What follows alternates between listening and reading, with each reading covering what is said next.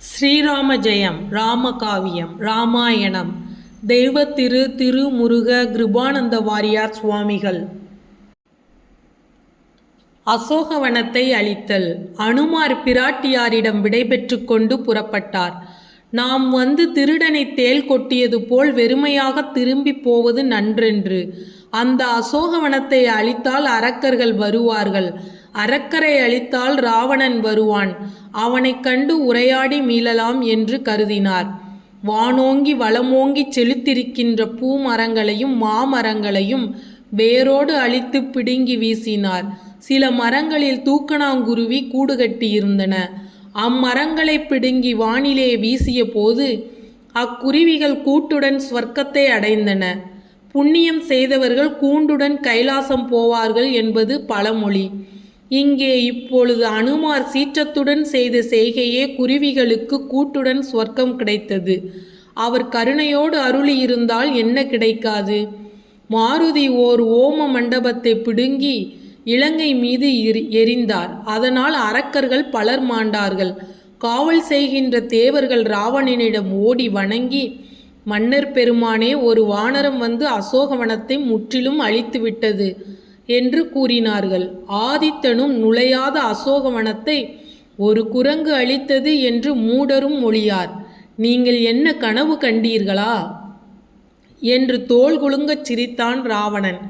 கிங்கரர் வதை. கிங்கரர் என்ற ஒரு வகை அரக்கர்களை அழைத்து, நீங்கள் சென்று அக்குரங்கை உயிருடன் பிடித்து வாருங்கள் என்று கட்டளையிட்டான். கடல் கொந்தளித்து கரை கடந்து வருவது போல் கிங்கரர் அனுமார் இருக்கும் இடத்தை நோக்கி வந்தார்கள். போரென்றால் அவர்களுக்கு தேன் போல் இனிக்கும், இடி போல முழங்குவார்கள். சக்கரம், உலக்கை, தண்டாயுதம், வாளாயுதம், இரும்பு வளைத்தடி, சம்மட்டி, பிண்டிபாலம், சூளம், வஜ்ராயுதம், குந்தம், மழு முதலிய ஆயுதங்களை ஏந்தி கொண்டு வந்தார்கள். அனுமார் அந்த அரக்கர் சேனையைக் கண்டு அதிக மகிழ்ச்சி அடைந்தார். மின்னலாவிய ஒரு மரத்தை வேருடன் பிடுங்கி 4 திசைகளிலும் சக்கரம் போல சுழற்றி போர் புரிந்தார். தாள்களால் சிலரை கொன்றார், தடக்கையால் சிலரை கொன்றார், தோள்களால் பலரை மாய்த்தார். அரக்கர் கரங்களில் இருந்த வாள்களால் பலரை கொன்றார். அரக்கர் அனைவரும் மாண்டு ஒளிந்தார்கள். தேவர்கள் மகிழ்ந்து அனுமன் மீது மலர்மலை பொழிந்தார்கள். காவல் புரியும் தேவர்கள் ராவணன் முன் சென்று அரக்கர்கள் மாண்டார்கள் என்று சொல்ல அஞ்சினார்கள். வாய் குளறினார்கள். பூமியில் கால் தோயாது கையால் காட்டி உரைத்தார்கள். ராவணன் பெருஞ்சீற்றம் அடைந்து ஜம்புமாலி என்ற சேனை தலைவனை, நீ சென்று அந்த வானரத்தை உயிருடன் பிடித்து வா என்று பணித்தான். ஜம்புமாலி ராவணனுடைய கட்டளையை கேட்டு, இந்த வாய்ப்பு எனக்கு கிடைத்ததே, இத்தனை வீரர்கள் இருந்தும் என் தலைவன் என்னை மதித்து இந்த அரிய வாய்ப்பை எனக்கு வழங்கினானே, நான் பெரிய பாக்கியசாலி என்று எண்ணி உள்ளம் உவந்து சேனைகள் சூழ போருக்கு புறப்பட்டான். தோமரம், மழு, வஜ்ராயுதம், அங்குசம், வேலாயுதம், சக்கராயுதம், வில், தண்டாயுதம் முதலிய ஆயுதங்களை தாங்கிய வீரம் மிகுந்த அரக்கர்கள் அவனை சூழ்ந்து சென்றார்கள். தேர் வீரர்கள் 10,000, யானை வீரர்கள் 20,000, குதிரை வீரர்கள் 40,000, காலாட்கள் 80,000 அவனை சூழ்ந்து ஆரவாரஞ்செய்து மகிழ்ச்சியுடன் சென்றார்கள். அனுமார் தோரண கம்பத்தின் உச்சியில் அமர்ந்திருந்தார். ஆழமான குளத்தைக் கண்டால் நீந்துகின்றவனுக்கு மகிழ்ச்சி, பெருங்கூட்டத்தைக் கண்டால் பிரசங்கம் செய்கின்றவருக்கு மகிழ்ச்சி. அதுபோல் போரில் மிகுந்த சேனைகளைக் கண்டால் வீரனுக்கு மகிழ்ச்சி. அனுமார் ராமருடைய திருவடியை சந்தித்து அங்கு ஒரு பக்கம் இருந்த தண்டாயுதத்தை எடுத்தார். யமனைப் போல் சுழன்றார். பானைகளை உடைக்கும் கைத்தடியானைப் போல சேனைகளை கொன்று குவித்தார். பிணமலை குவிந்து உதிர ஆறுகள் ஓடின. ஜம்புமாலி தனித்து நின்றான். அனுமார் அவன் மீது கருணை கொண்டு, அறிவில்லாத வீரனே, உனக்கு உயிர் பிச்சை தருகின்றேன், போ என்றார். ஜம்புமாலி அனுமாருடைய கருணைத்திறத்தை கண்டு வியந்தான். அனுமாரை எதிர்த்து போர் புரிந்து மாண்டான். ஒரு தூதன் ராவணனிடம் ஓடிப்போய் ஜம்புமாலி மாய்ந்ததை கூறினான். அரசர் தலைவா, குரங்கு ஒன்றுதான் அசுர சேனைகளை அழித்தது என்றான். பஞ்சசேனாதிபதிகள். இதனை கேட்ட ராவணன் எரிமலை போல் சீறினான். என்னுடைய இலங்கை ஆட்சி நன்று. இலைகளையும் மலர்களையும் உண்ணுகின்ற ஒரு குரங்கு இலங்கை வந்து என்னுடைய பல நாள் வளர்த்த அசோகவனத்தை அழித்து கிங்கரர்களையும் ஜம்புமாலியையும் கொன்று ஊருக்கும் போகாமல் இன்னும் போருக்கு என்று இருக்குமானால் இதனைவிட புதுமை என்ன இருக்கின்றது? தேரை கொண்டு வருக, நானே போர் புரியச் செல்வேன் என்றான். அவனுடைய சீற்றத்தைக் கண்டு அனைவரும் அஞ்சினார்கள்.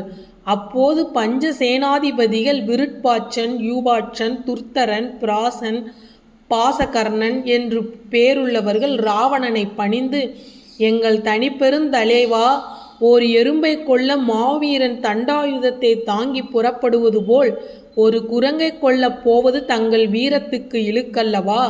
எங்களுக்கு அனுமதி கொடுங்கள், புழுவை காலால் தோய்ப்பது போல் அக்குரங்கை அழித்து வருவோம் என்றார்கள். ராவணன் புன்முறுவல் பூத்து, நன்று கூறினீர்கள், நல்லது, சென்று வென்று அக்குரங்கை பற்றி கொண்டு வாருங்கள் என்றான். பஞ்ச சேனாதிபதிகள் சதுரங்க சேனையுடன் போருக்கு புறப்பட்டு சென்றார்கள். அவ்வாறு அரக்க வீரர்கள் போருக்கு போகும்போது அவர்களின் மனைவிமார்களும் புதல்வருகும் அவர்களை இடைமறித்து அழுது தொழுது, போருக்கு போக வேண்டாம், போனால் திரும்பி வரமாட்டீர்கள், வந்திருப்பது வானரமன்று, இலங்கையை அழிக்க வந்த பூதமாகும், காதலால் கூறுகின்றோம், போக வேண்டாம் என்று கூறி புலம்பினார்கள். அசுரர்கள் அவர்களுக்கு சமாதானம் கூறி போர்க்களம் போனார்கள். சேனாதிபதிகள் அந்த வானரம் எங்கே என்று கேட்டார்கள். அங்கிருந்த தூதர்கள், அதோ அந்த தோரணத்தூணின் மீது இருக்கின்றது பாருங்கள், அது குரங்கன்று, அசுரகுலத்தை அழிக்க வந்த கடவுளாகும் என்றார்கள். பஞ்ச சேனாதிபதிகளுடன் 50,000 தேர்கள், 50,000 யானைகள், 1,00,000 குதிரைகள், 2,00,000 பதாதிகள் கடல் போல் முழங்கியபடி வந்தன. உதிரச்சேற்றில் தேர்கள் வேகமாகச் செல்ல முடியாமல் தவித்தன. அனுமார் பேருரு கொண்டு யானையுடன் மற்றொரு யானையை மோதியும் தேருடன் மற்றொரு தேரை மோதி அழித்தும் அவர்கள் கையில் உள்ள ஆயுதங்களை பறித்தும் அந்த ஆயுதங்களாலேயே அவர்களை கொன்றும் ஊழிக்காலத்தில் எழுகின்ற அக்கினியைப் போல் அந்த அசுர சேனைகளை அழித்து 5 சேனாதிபதிகளையும் உதைத்து வதைத்தார். சுவை, ஒளி, ஊறு, ஓசை, நாற்றம் என்ற 5 புலன்களையும் ஞானி ஒருவரே அடக்குவது போல அனுமார் ஒருவரே பஞ்ச சேனாதிபதிகளையும் வதைத்தார். ஆன்மாக்களாகிய நமக்கு மிக்க அல்லல் தருவது இந்த 5 புலன்களே ஆகும். 5 வேடரின் அயர்ந்தனை என்பது சிவஞான போதம். வளைத்து நின்றவர் கல்வர் மனத்திடை துயரம் செய்து என்கிறார் அப்பர் பெருமான். ஓரவட்டார் ஒன்னை உண்ணவட்டார் மலர் இட்டுந்தால் சேரவட்டார் ஐவர் செய்வதென்னான் என்கின்றார் அருணகிரிநாதர். பஞ்ச சேனாதிபதிகள் 5 புலன்களை ஒத்தார், அனுமார் அறிவை ஒத்தார். காவல் வீரர்கள் ஓடி ராவணனை பணிந்து துக்கப்படுவர் போல் நடித்து வேந்தே சேனைகளுடன் சென்ற 5 பெருஞ்சேனை தலைவர்கள் அக்குரங்கினால் கொல்லப்பட்டார்கள்.